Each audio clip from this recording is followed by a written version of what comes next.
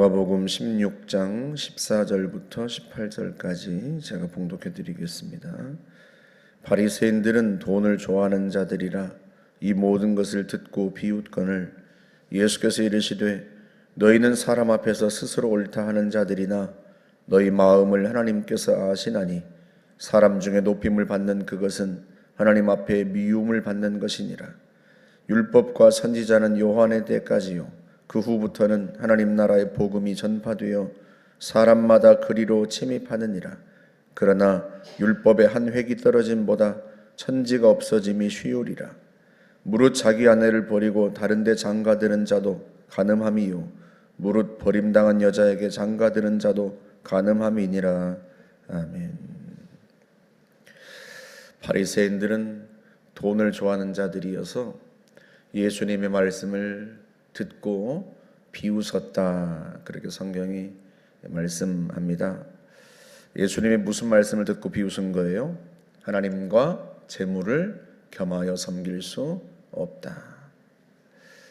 그 말을 듣고 바리새인들이 비웃은 거죠. 이유는 그들이 돈을 좋아하기 때문에. 예수님께서 한 사람이 두 주인을 섬길 수 없다.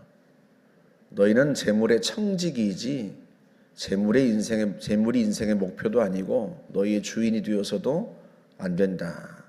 오직 하나님만이 우리의 주인이 되셔야 하고, 그리고 하나님이 너희에게 주신 모든 것들은 다 너희가 관리자일 뿐이다, 청지기일 뿐이다, 그렇게 말씀한 건데 그걸 비웃은 거죠. 비웃었다는 게 무슨 말이에요? 그 말씀을 부정하는 거예요. 돈이, 자기들이 돈을 소유하고 청지기가 아니다, 돈의 주인이다, 뭐 이런 뜻인데, 예수님 보시기엔 그들이 돈의 주인이 아니라 돈이 그들의 주인인 거죠. 그런데 예수님의 말씀을 이들이 비웃습니다. 이들이 돈을 사랑하고 돈을 좋아하고. 그럴 수도 있는 게요, 구약에서는 하나님이 축복하시는 게, 하나님이 복 주시는 게 다 뭘로 나타나요? 재물로 나타나거든요. 신명기 27장 같은 경우에도 너희가 하나님의 말씀을 잘 지키면, 율법을 잘 지키면 너희가 복을 받을 텐데, 너희 집이 복을 받고 들에서도 복을 받고 너희 떡반죽 그릇이 복을 받고 네 우양의 새끼가 복을 받고, 뭐 이런 말씀이에요. 다 이게 재물에 관한 것이거든요. 그래서 실제로 가나안 땅에 들어갔을 때 하나님께서 그들에게 복 주시면 풍작이 오고, 그들이 하나님을 떠나면 하나님 어떻게 하세요? 가뭄을 주어서, 가뭄을 보내서 그들이 하는 모든 일들이 다 안 되게 하셨거든요. 그때는 하나님께서 하나님의 백성들이, 이스라엘 백성들이 하나님의 말씀에 순종하고 안 하고를 그렇게밖에 할 수 없었어요. 그들이 하나님의 말씀을 듣지 않고 불순종하는데 그들이 하는 일이 잘 되게 할 수는 없었거든요. 그들이 하는 일이 안 되게 해야, 농사도 안 되고 안 되게 해야 우리가 뭘 잘못하고 있나 하고 깨닫고 하나님께 회개하고 돌아올 수 있었단 말이죠.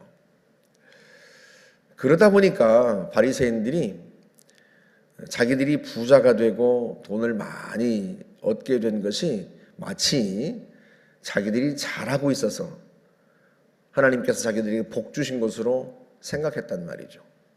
그러다 보니까 뒤집어서 부자가 되는 게 인생의 목표가 된 거죠. 왜? 마치 부자가 되는 것이 하나님이 자기들에게 복 주신 것으로 생각하고 자기들이 하나님께 순종하고 하나님이 자기들을 인정하는 것처럼 그렇게 생각하게 된 거죠. 그래서 하나님의 말씀을 순종하는 것보다 오히려 부자 되는 것이 인생의 목표가 되어버린 거죠. 주객이 전도된 거예요. 그러다 보니까 예수님의 말씀을 듣고 인정할 수가 없는 거죠. 왜? 자기들은 이미 부자고, 부자는 곧 하나님이 자기들을 인정하신다는 의미이고. 그런데 예수님께서 하나님과 재물을 겸하여 섬길 수 없다고 하니까 무슨 소리야 하고 비웃는 거죠. 그래서 예수님께서 15절에서 말씀하죠. 너희는 사람들 앞에서 옳다고 스스로 옳다고 하는 자들이지만 왜? 봐봐, 나는 부자야. 부자는 뭐야? 하나님이 사랑하시는 자라고. 그러면서 자기들이 옳다고 주장하지만 하나님이 뭘 아신다? 너희의 마음을 아신다. 너희가 정말 하나님을 섬기고 있는 건지, 돈을 섬기고 있는 건지 사람들은 몰라도 누구는 아신다? 하나님은 아신다. 그래서 사람들 앞에서 높이는 것은 하나님 앞에서 어떻게 해요? 미움받는 것이다. 미움받는 거예요. 사람들 앞에서 스스로를 높이고 나처럼만 살아 이렇게 말하는데 그것이 오히려 너희들을 하나님께로부터 멀어지게 만들었다. 하나님이 그걸 싫어하신다. 이렇게 말씀하는 거죠. 이게 얼마나 안타까운 일이에요. 자기들은 하나님을 잘 섬기고 있다고 생각하지만 주님 보시기에는 하나님께로부터 너무나 먼 자들이에요. 그 증거가 뭐예요? 주님의 말씀을 비웃고 있는 것. 자기들의 증거를, 자기들의 기준을 세워놓고 이렇게 되면 하나님 나를 사랑하시는 거야. 이렇게 되면 내가 하나님께 잘하고 있는 거지. 스스로 기준을 세워놓는 거죠. 여러분, 우리도 그렇지 않습니까? 내가 스스로 기준을 세워놓고 내가 뭐 주일날 예배 안 빠지니까 나는 하나님을 잘 섬기고 있는 거지. 나는 11조를 하고 있으니까 하나님을 잘 섬기는 거지. 그렇게 말하지만 실제로도 그런가? 우리의 마음이 정말로 하나님을 향하여서 온전한가? 우리 마음을 살펴야지. 내가 스스로 만들어 놓은 기준 또는 누군가 만들어 놓은 기준에 내가 부합하다고 해서 내가 정말로 하나님을 잘 섬기고 있는 것인가? 우리 자신을 한번 돌아봐야죠. 바리새인들은 그렇지 못했단 말이에요. 예수님께서 그러시죠. 율법과 선지자는 어느 때까지요? 요한 때까지. 그 다음부터는 하나님 나라 복음이 전파되어서 사람들이 그리로 침입합니다. 하나님 나라의 복음, 하나님 나라가 직접 오신 거죠. 예수님이 하나님의 나라시고 예수님이 오신 게 하나님 나라의 복음이에요. 복음. 그런데도 바리새인들은 예수님을 배척하고 있단 말이죠. 그러니 어떻게 그들이 율법을 섬긴다고 말할 수 있겠습니까? 하나님의 말씀을 섬긴다고 말할 수 있겠어요? 물론 율법과 선지자는 세례 요한 때까지고 그 후부터는 율법의 완성이신 주님이 직접 친히 오셨단 말이죠. 그렇다고 해서 율법이 소용없어지는가? 아니죠. 우리가 수요일날 성경 공부를 했지만 그 율법의 정신은 그대로 남아있는 거다. 왜? 그 율법도 하나님이 주신 거거든요. 율법 자체이신, 율법의 완성이신 주님이 오셨지만 주님이 율법을 완성하러 오신 거란 말이죠. 그래서 그 율법의 정신은 누구 속에서? 그리스도 속에서 여전히 남아있는 거죠. 그래서 그 한 예를 듭니다. 무슨 예를 드는가? 사람들이 자기 아내를 버리는 것에 대해서 예를 들어요. 그 당시 남자들이 아내를 이혼 증서를 쓰고 내보내는 일이 비일비재했단 말이죠.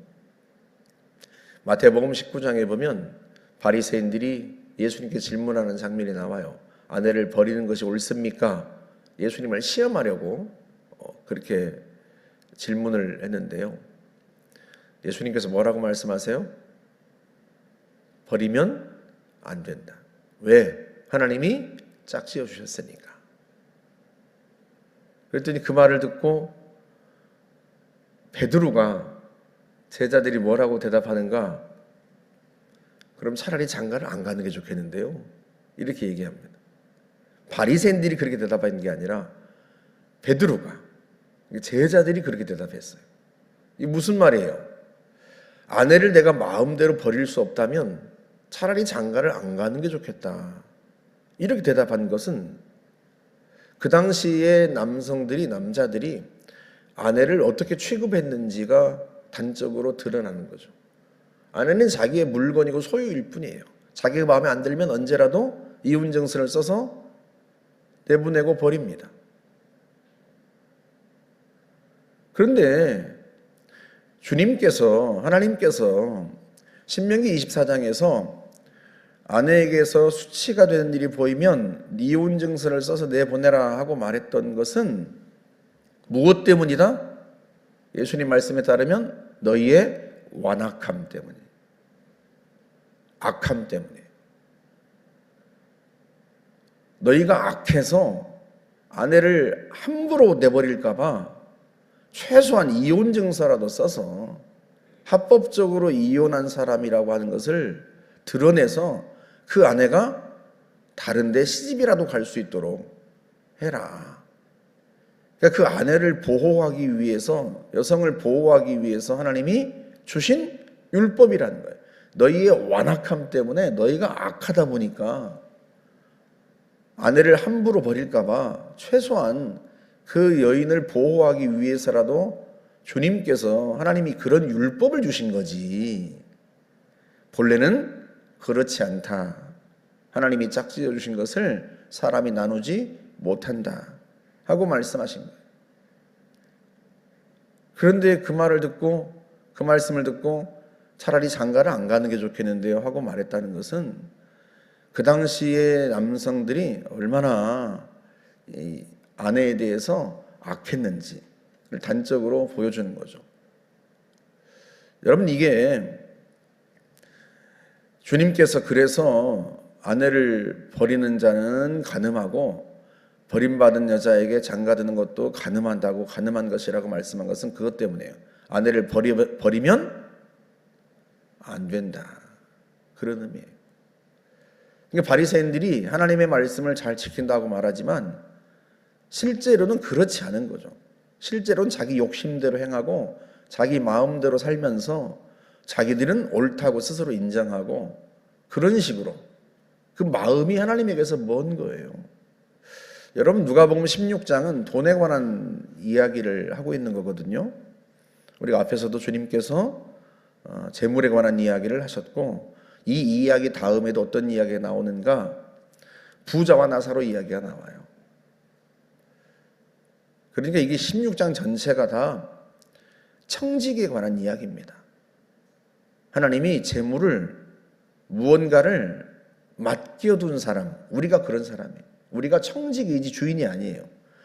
돈도 우리가 주인이 아니고 청직일 뿐이고, 아내도 내 것이 아니에요. 하나님이 맡겨주신 거죠. 하나님이 주신 거예요. 하나님 주신 것. 하나님 주신 거 어떻게 해야 돼요? 잘 관리해야 돼요. 실제로 하나님께서 아담에게 하와를 주셨죠. 하나님이 주신 겁니다. 내 것이 아니에요. 그런데 마치 물건처럼 내가 마음대로 버리고 마음대로 또 취하고 그러면 안 되는 거죠. 그러면서 하나님을 잘 섬긴다고 하면 하나님이 너희 마음을 아신다. 그래서 율법의 완성이신 주님이 오신 후에 아내에 대하여 어떻게 하라고 말씀하세요? 에베소서 5장에 나오죠. 그리스도께서 교회를 위하여 자신을 주심같이, 주님이 그리스도께서 교회를 사랑하시고 그 교회를 위하여 자신을 주심같이 그렇게 아내를 사랑하라. 누구든지 자기 육체를 미워하지 않는다는 거예요. 아내를 사랑하는 자는 자기 자신을 사랑하는 것이니 누구든지 자기 육체를 미워하지 않고 오직 양육하고 보호한다는 거죠. 그렇죠. 자기 육체를 누가 미워하겠어요. 자기 육체를 다들 아끼잖아요. 영양제도 먹고 또 온갖 화장품 사서 바르고 해서 얼마나 자기 몸을 아낍니까? 그처럼 그리스도께서 교회를 위해서 자신을 주시고 자기 목숨을 버린 것처럼 그렇게 사랑하라 하고 말씀을 하죠. 그게 율법의 정신이에요.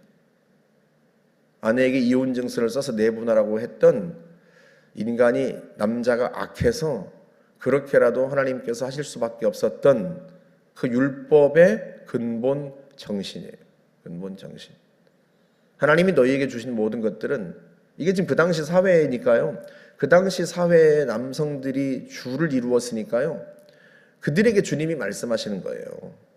돈도 너희 것이 아니고 하나님의 것이고, 아내도 본래 너희 것이 아니고 하나님의 것이고, 그러니 어떻게 하라? 청지기의 직분을 잘 감당하라. 그러니까 오늘날의 사회에서 주님이 말씀하셨다면 이야기가 많이 달랐겠죠.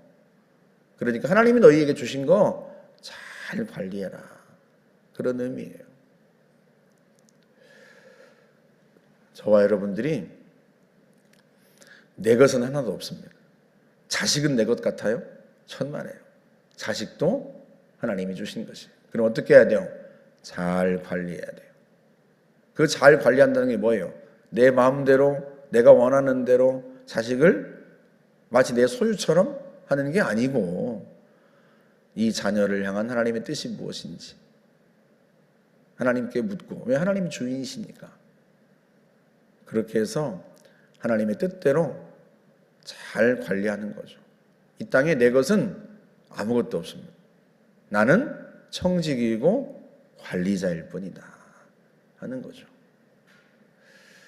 저와 여러분들이 그 청지기의 사명을 잘 감당하여서 주인이신 주님께서 오실 때 칭찬받는 그런 저와 여러분들이 되시기를 주의 이름으로 축복합니다. 함께 기도하겠습니다. 좋으신 하나님 감사합니다. 우리가 주님의 청지기로서 주님이 우리에게 맡겨두신 모든 것 잘 관리할 수 있기를 원합니다. 하나님 아버지, 우리는 우리에게 주신 것을 섬기는 자들이기보다는 하나님을 섬기는 자들입니다. 하나님을 섬김으로 하나님이 주신 것을 귀히 여기고 본래 목적대로 그렇게 잘 사용할 수 있기를 원합니다. 주님, 저희들을 도와주시고 오직 저희가 주의 말씀에 순종할 수 있는 믿음을 주옵소서. 예수님의 이름으로 기도하옵나이다. 아멘.